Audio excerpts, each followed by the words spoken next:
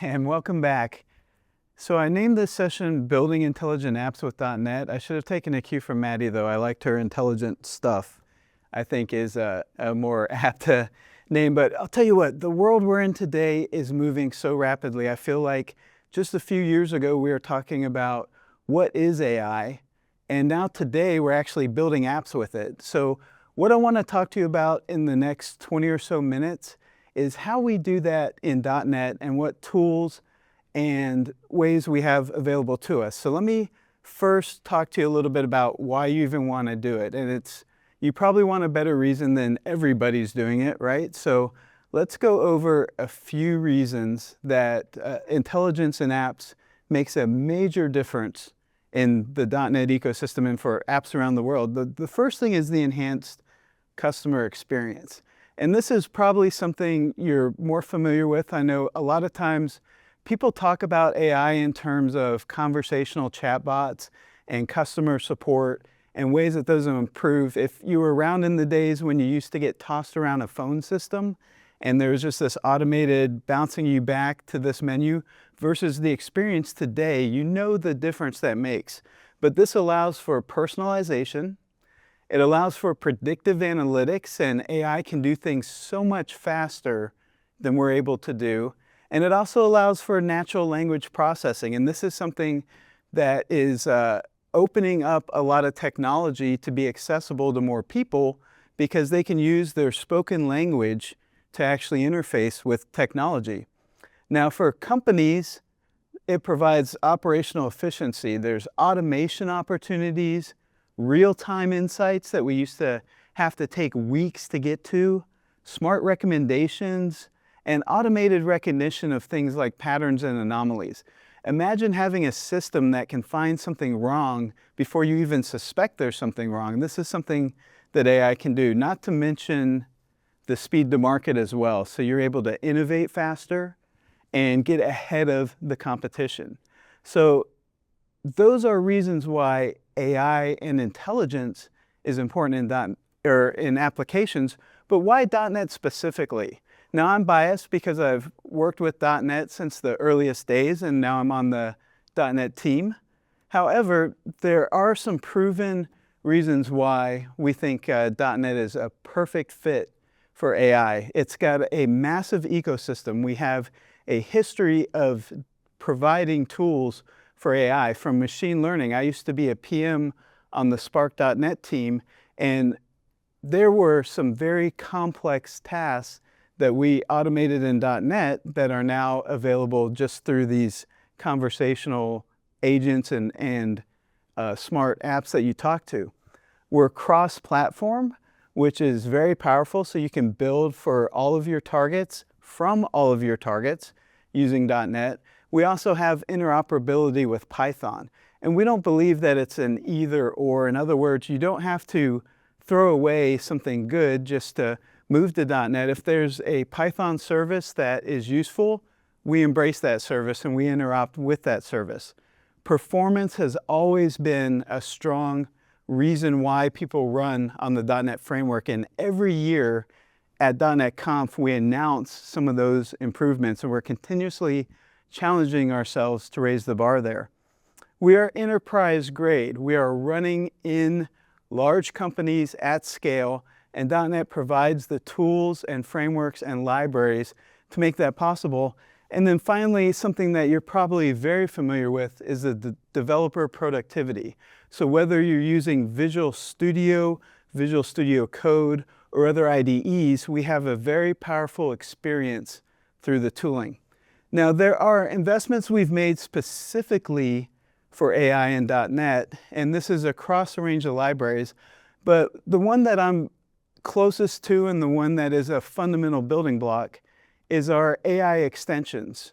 MEAI is the abbreviation, Microsoft Extensions for AI, but this provides you a set of abstractions and middleware and a very idiomatic way to communicate with services that provide intelligence. And I'm going to be reviewing how that works and showing you code examples in just a little bit.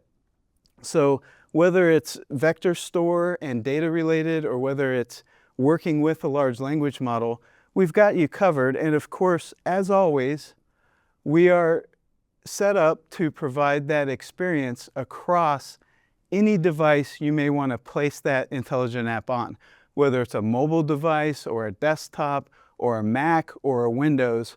We've got the SDKs, tools, and means to do so. Finally, across the board for AI, we have different libraries, frameworks, and initiatives that are focused specifically on improving that developer experience to give you the tools you need to easily and rapidly build AI solutions. From the MCP server, which I'll talk a little bit more about later, to the agent framework, which is the next session that we'll cover, to templates and more. So let's look at what intelligent apps really means with an example. So I want to introduce you to Artist Tool, which is an application that an art business uses to manage photographs. And so that tool in general is going to allow me to upload a photograph and maybe give a description, provide some tags, allow me to search for photographs, etc. Let's look at the tool before I do anything, quote, intelligent with it. So this is the unintelligent version of the app, if you will. So we've got a clean UI where we're jumping into this tool and we're getting ready to perform an upload. So to prepare for this, I'm going to go ahead and create a couple categories because I want to be able to organize my photographs, and I don't necessarily want to just search by title. Maybe I want tags, maybe I want categories. So we'll go ahead and give it a land category, and I want it to be brief in the descriptions because we only have so much time, so we'll just say one if by, and you may recognize that reference. We're going to go ahead and create a second category, and we'll call this, obviously if we started with land, we'll probably go ahead and do a category called sea, and it's definitely Talk Like a Pirate Days, probably one of my favorite holidays, so we love the sea. All right, and then we're going to move on to one more category which may not be expected, but it's something that I'm passionate about, which is space, the final frontier. And that's a hobby of mine, so you may see a little bit of tie-in here in a second. So I've added my categories, but let's get to the fun part, which is actually putting photographs into this application. So I'm going to go ahead and choose my files, and I've got some constraints. I don't want to overload the system by uploading too many files, and I don't want to upload something that's a gigabyte file that I can't manage. So I'm just going to go ahead and go in and click on Choose Files here. And I have a folder with a few of the photographs that I want to add to this application. So let's go ahead and upload those. And as you can see, it's given me kind of a status, and it said, okay, those files made it into the system. Great. So I'm done with that step. Now what you'll notice is all of my categories are still very lonely, right? Because I haven't done anything with those photographs I uploaded. The photographs themselves are nice to look at, but I don't really have much information about them. I've got basically the file name as a title, and that's about as much intelligence as I could figure out on my own to put into this application. So I can edit it and add the information, but imagine if you had a catalog of hundreds of photographs, what would you do then? That would be something that is a little tough to scale, to go in and imagine the tags too, like how many tags do you really want and categories, and how much can you actually pull out of an image? We're going to see that in a second because we're going to add intelligence to this application, and many of you are in the same boat where you have existing systems and existing software that you want to enhance and augment and improve rather than writing something completely from scratch. And I'm pretty sure most of you don't want to have to rewrite everything either. So this demo, which will be available, I'll give you the link at the end, is one that I did not have to change very much code at all in the existing application to add the intelligent services to it. So let's move to our next example. And what I'm going to do here is repeat the previous demo. No, I'm just kidding. when I add intelligence, one of the first things I'm going to use is our Microsoft Extensions for AI. We've simplified the common things you might do with an AI model into something called an iChat client. Now, the nice thing about that iChat client is it's ubiquitous. In other words, whether I'm using Azure OpenAI, which is the example you see here, or if I have a local model hosted by Ollama, which is the other example, that interface is still the same. So I can use the same code and learn the same conventions for working with AI, regardless of which model or service I'm using to access it. Now, beneath that, you're going to see several different ways that it's possible to work with that client. So in the simplest form, I'm just sending a prompt, some text, and I'm receiving something back. So that's a question and an answer. However, you may know that some clients are able to bring back structured data. Now, if you've looked at how that's done, it can be different depending on the model and the service that you're working with. So sometimes you provide it just as part of the prompt. Sometimes you send the JSON schema. Our adapter handles these. So in other words, based on which model and service you're using, we will take what we know about that type, and simply by adding the type to get response, everything's done behind the scenes that you need to have done so that you can get that structured reply back. Those are the simple, easy, get started fast ways of working with it. But there are more complex scenarios and there's more you can do with it. For example, with the chat role system and then the user prompt, I'm doing several things in one transaction. I'm telling the model how it should behave and what to expect from those behaviors, but I'm also giving it a prompt and an image. So we do support multiple modalities. In other words, it's possible to send an image to a prompt, and we also have an interface that allows us to receive an image back. We are also looking at the modalities for things like speech to text, text to speech, text to image, video, etc. So regardless of what type of artifact or document you're working with, we'll have a way through that standard interface to work with that. So now let's dig a little bit deeper. And what I want to do is take a look at the middleware aspect of this.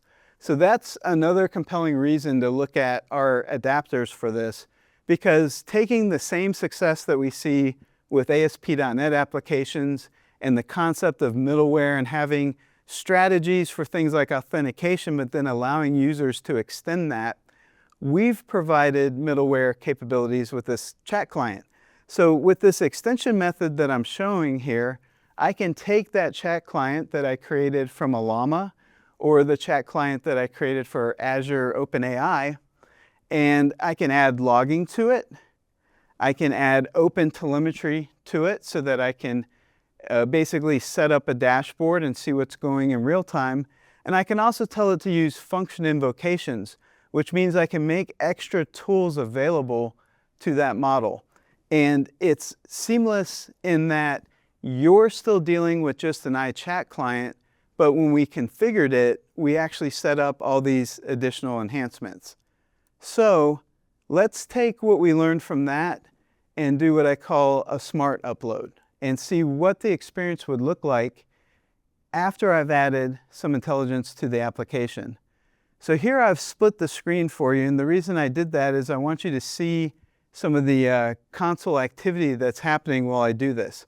So I've got my categories, but I have no photographs yet.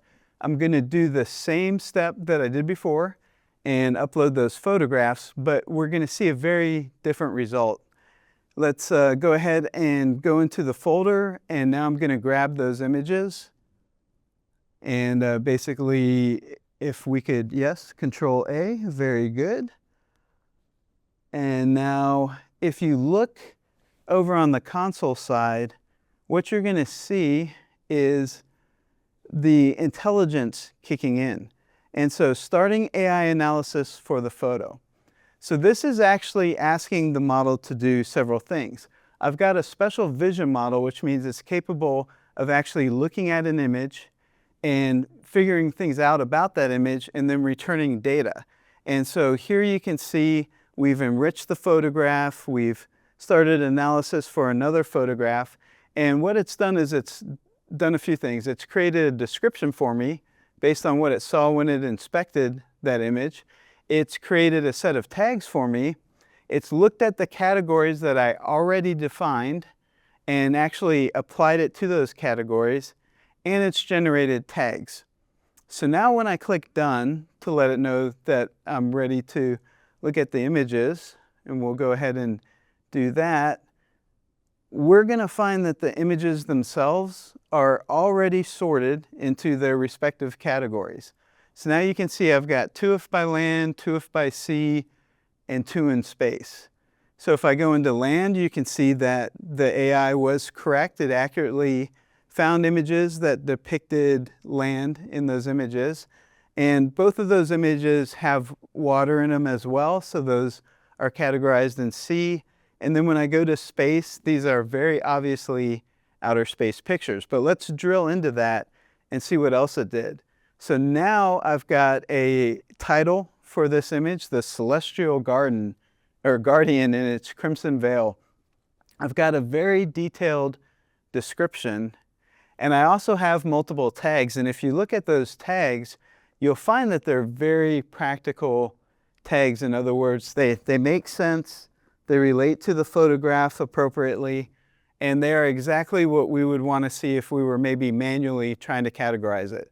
But this all happened automatically in the background while I was uploading it. So we can do even more with this, and I want to show you that. But first, before we jump into those enhancements, I want to share just a few terms for those of you who might be new to AI.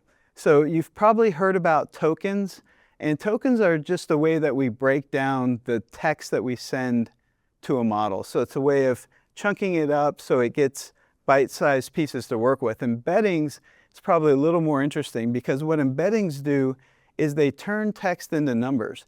And if you've ever wondered how semantic search works, where you can misspell a word and it still figures it out, it's because these numbers aren't just saying like the letter A is the number 3.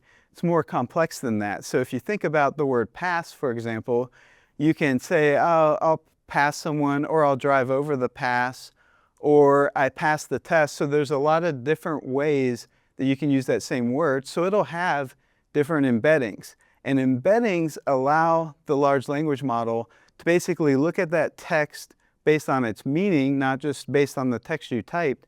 And then it can do things like figure out words that are close to each other. So something that has similar semantic meaning, or maybe a common misspelling. Prompt engineering is really the art of figuring out how to ask the model for what you want. And this is something that you've probably run into, that there are different ways to prompt the model, and a lot of times the more detailed you are and specific, the better result you'll get. The thing about models is they try to give us exactly what they want, even if sometimes that might not be exactly what we were looking for, or if it can't find an answer. So prompt engineering is something to look into. Now, the large language model itself just refers to what I kind of call a DJ for text. And it's just remixing text. And what does that mean? Well, it's a model that's been trained on literally billions and billions of words and sentences and phrases. So it is able to take that analysis and predict to a high degree of accuracy what might come next. And there are always possibilities. Like if I say, let's go to the movie, there might be 20 ways someone will respond to that. No, thank you, or yes, or I'd like to see this. These models ingest that, and then they perform these predictive algorithms. So on one hand, it may seem uncanny, like you're actually having a conversation with the model, but it's really just trained on so much data, and it can see so many dimensions, it's able to output that. Now, if you've ever wondered where the GPT in ChatGPT comes from, that's generative pre-trained transformer. And what that means is it's a model that's been pre-trained, it can transform your prompt or your input and then generate the output. And that output might be text, that output might be an image, and that output can be several other things. But that is the idea behind GPT is that it can generate those outputs for you. So now what I want to do is take it one step further. So what we did was what I'll call kind of like a tag enhancement. So we added tags and a description, etc. But let's do something more business related to that photograph that I just uploaded. So what I want to do is actually do a marketing preview and see what it would be like to take one of my photographs and actually present it maybe to an art fair as say a canvas print. So what does that look like? We'll go into the application that I just showed you, and I'm going to browse my images, but this time I'm going to go into one of my favorites. So let's go ahead and jump in and grab that favorite. Here we go. And of course, you may be surprised or not that I picked the space category. And then I'm going to drill into this comet, which is a really detailed image of a comet that comes every 71 years. And now I have a new market preview button that I've added. So when I click on that button, we get generating marketing preview. And then if I go back to my Aspire dashboard and I look at my logs, I can again see that I'm having a dialogue with AI. And that dialogue is asking it to do a few things. I'm asking it to preview what a canvas print might look like. I'm asking it to do some market analysis and help me price it because I have no idea what I would sell it for. And I'm also asking it to come up with ad copy because I'm not a great salesperson myself. So I would just say, here's an image of a comet. I think the models can probably come up with something a lot more intriguing for a potential buyer. So here we have the result of that preview. So I've got the title, I've got a suggested price, I've got a very nice preview of what that canvas image would look like. I even have a button that I can click to help me share this on social media and drive people to my web page. And this was all done through an interaction with that model. Now, intelligent apps are more than just chat and more than just generating it. I talked a little bit about semantic search. We also have tools, which are ways of enhancing that model with different ways to interact with other things in the environment or other systems, etc. We've got retrieval augmented generation, which is putting our own information into the model. So maybe we have a product manual or a customer service guide that we want it to be able to understand. We've got memory so that it can take a context and associate that with your prompt. And then we have agents and workflows. And you've probably heard about agents. I'm excited to share that with you in the next session, but I wanted to leave with a few resources and then close out. So these resources are a great way to get started. We've got a new hub that is dedicated to AI on .NET, and it'll take you to quick starts and tutorials and overviews and documentation and everything you would want to see there. I actually linked to a quick start for our templates. We've invested in creating templates that do a lot of the work for you. So our AI chat template, for example, will have a way to augment your application with data built into it. We've got quick starts. We've got the documentation for those extensions I shared. And finally, last but not least, I have the actual link to the repo of the tool that I just showed you. It's going to get a lot more interesting in the next section, but for now, thank you for joining me for Intelligent Apps.